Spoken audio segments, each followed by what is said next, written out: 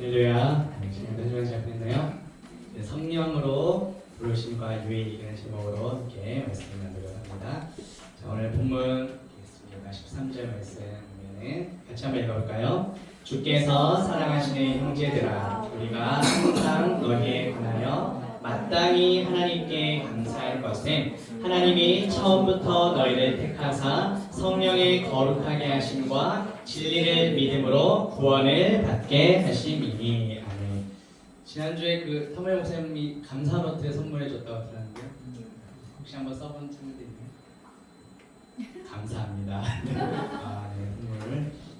자, 사도 바울 오늘 본문에서 뭐라고 해서 감사를 마땅한 의무로 여기라고 말하고 있죠. 자, 이 마땅히라는 말의 본래 그 단어 뜻은 빚을 지는 것을 의미합니다. 그래서 내가 빚진 것을 갚지 않고서는 안 되는 것처럼 행하지 않고서는 이 피할 수 없는 그 의무를 진다라는 뜻이 원래 있어요. 마땅히. 그래서 데살로니가서를 이 기록한 사도 바울은 이제 이 데살로니가 교인들을 위해서 하나님께 감사한 것을 자신이 마땅히 해야 할 의무로 여겼다는 거죠. 자, 왜 그랬을까요? 그것은 데살로니가 성도들이 구원받은 것을 귀하게 생각했기 때문이에요. 바울은 데살로니가 교인들 향해 그냥 단순히 형제들아 이렇게 부르지 않고 주께서 사랑하시는 형제들아 이렇게 부릅니다. 아까 광고 때 인사 나눴죠? 한 번 더 볼까요? 주께서 사랑하시는 주피라. 주께서 사랑하시는 수마니까 한번 인사 나눠볼까요? 시작. 주께서 사랑하시는 좀 보고 합시다. 보고. 주께서 사랑. 오늘 생일이던데? 윤재 형제 카드 뜨던데 축하합니다. 주께서 사랑하시는 우리 윤재 축하합니다. 이런 식으로 이것을 근데 직역하면 주로 말미암아 사랑을 받고 있는 형제들아라는 뜻이에요. 이 사랑한다라는 말이 그런데 수동태로 되어 있어요. 수동태 뭔지 알죠? 내가 직접 하는 게 아니라 우리 또 영어 잘하는 우리 중이지만 수동태 되어지는 것을 의미합니다. 사랑할 수 있는 주체가 내가 아니라 바로 우리 주 예수 그리스도가 주체라는 것이죠. 예수 그리스도께서 우리를 너무도 사랑하셔서 이 땅 가운데 오셔서 십자가에 달리셨죠. 그래서 우리의 모든 죄와 허물을 다 씻어 주시고 영원한 부활 생명을 우리에게 값없이 선물로 주셨어요. 자, 오늘 본문에 나오는 이 데살로니가 교인들이 예수 그리스도께서 사랑하신 그 사랑 안에 계속해서 머물러 있었다는 것을 보여줍니다. 자, 성부 하나님 아버지께서는 태초부터 영원적부터 우리를 택하셨어요. 그리고 성부 하나님께서 택하신 자들을 성자 예수 그리스도께서 구원해 주셨죠. 십자가에서. 그렇기 때문에 사랑하지 않을 수 없다는 거죠. 이처럼 선택과 사랑은 깊이 연관되어 있습니다. 사랑하지 않는데 선택할 수 있나요? 자, 그러면 선택했는데 사랑하지 않을 수도 있나? 아무튼 네, 이렇게 연관이 있다는 겁니다. 오늘 특별히 좀 조심스럽네요. 이 사랑에 대해서 이야기하기가. 자, 그런데 바울이 데살로니가 성도들을 위해서 마땅히 감사하는 이유는 원래 선택 밖에 있던 이방인이 그들을 택하셔서 구원을 받게 하셨기 때문이에요. 자, 우리 역시 마찬가지죠. 활동적으로 우리는 다 이방인들이지만 또 우리는 영적으로 본래 하나님과 원수된 자들, 관계가 단절된 자들, 감히 하나님께 나아갈 수 없고 스스로를 구원할 수 없는 존재였어요.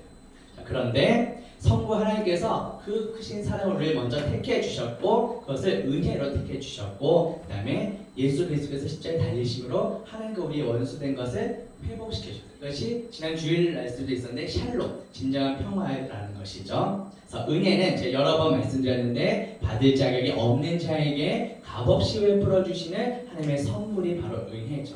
그래서 영원히 멸망받을 수밖에 없던 우리를 택하셔서 구원해 주셨기 때문에 이제 우리는 그 은혜에 감사하며 살아가야 한다는 거죠.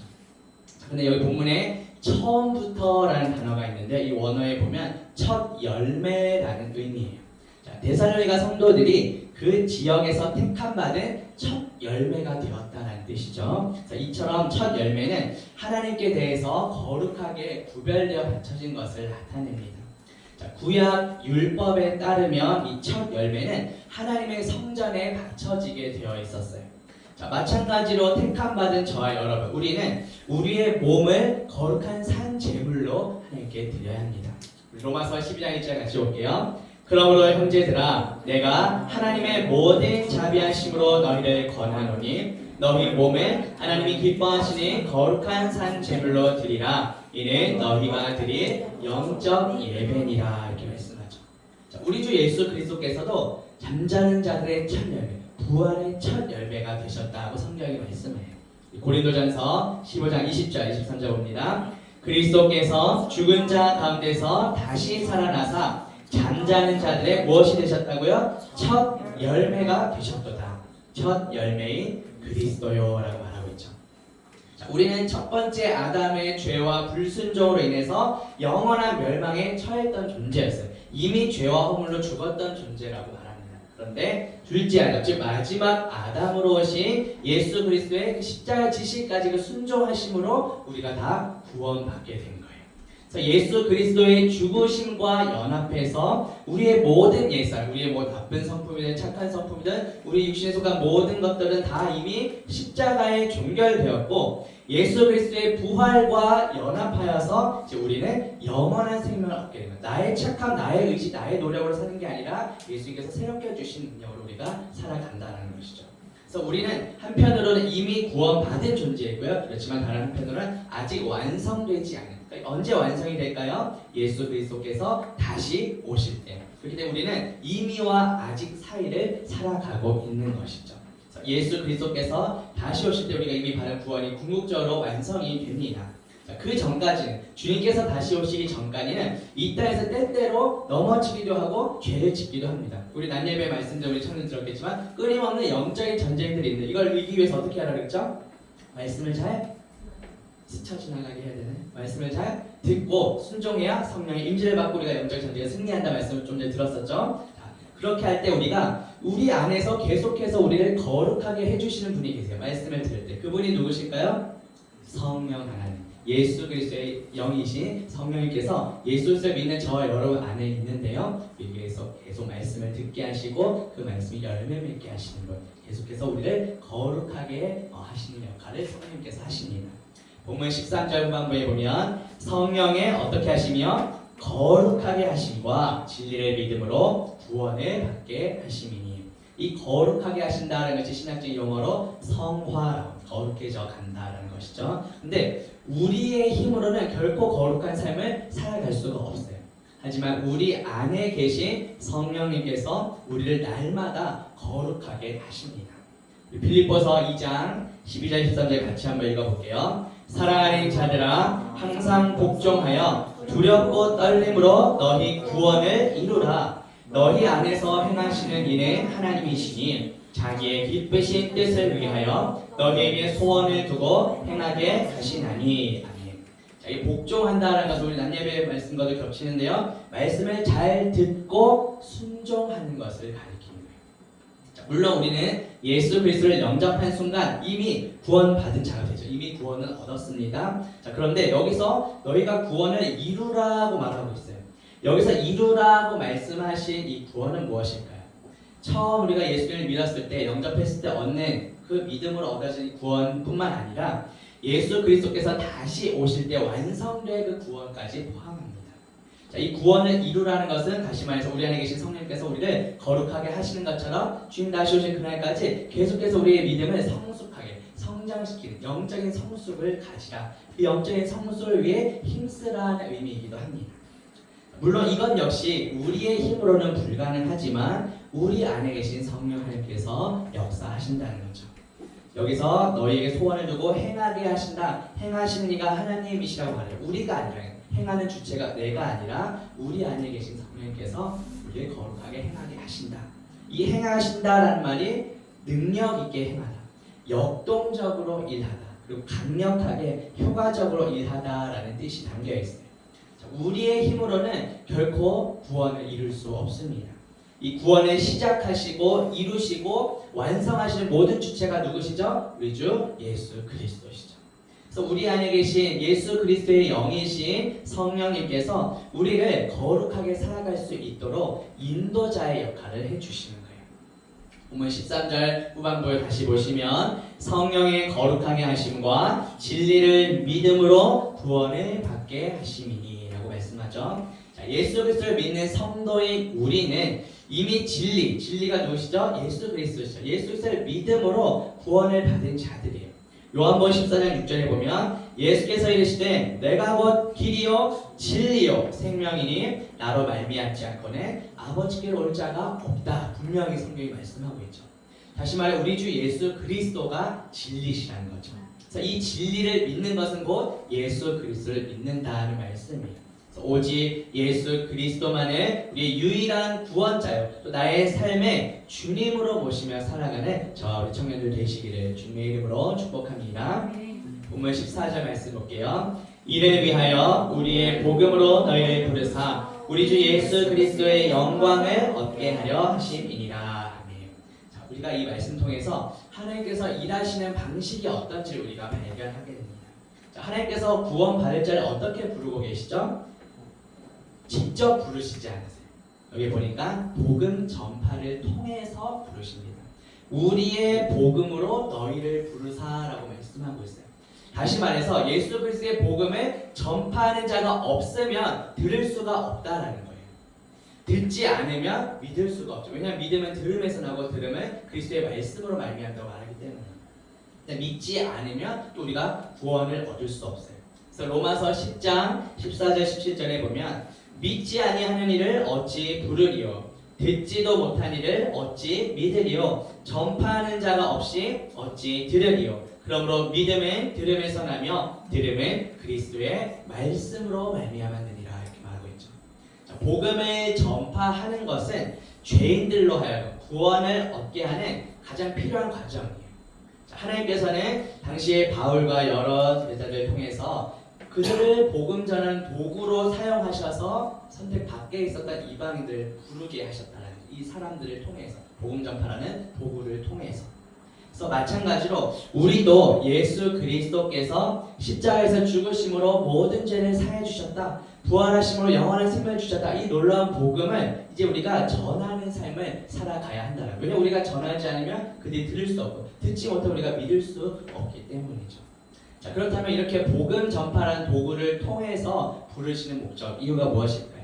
보면 14절 후반부에 보면 우리 주 예수 그리스도의 영광을 얻게 하려 함이라 이렇게 말하고 있죠. 성도의 그 구원의 궁극적인 모습은 바로 예수 그리스도의 영광에 참여하는, 우리가 예배하는 것도 내가 은혜받기 위해서, 내가 누군가에게 잘 보이기 위해서가 아니라 하나님의 영광을 위해서 이 자리에 나와 있는 것처럼 우리 삶의 궁극적인 목적도 하나님의 영광이 되어야 한다는 거죠. 자, 그렇다면 그리스도의 영광이 무엇일까요? 십자가에서 죽으시고 부활하신 예수 그리스도께서는 이제 하늘로 승천하셔서 하나님의 보좌 우편에 앉아 계시죠. 그리고 모든 무릎이 그 앞에 꿇어 엎드리며 경배한다고 성경이 말씀합니다.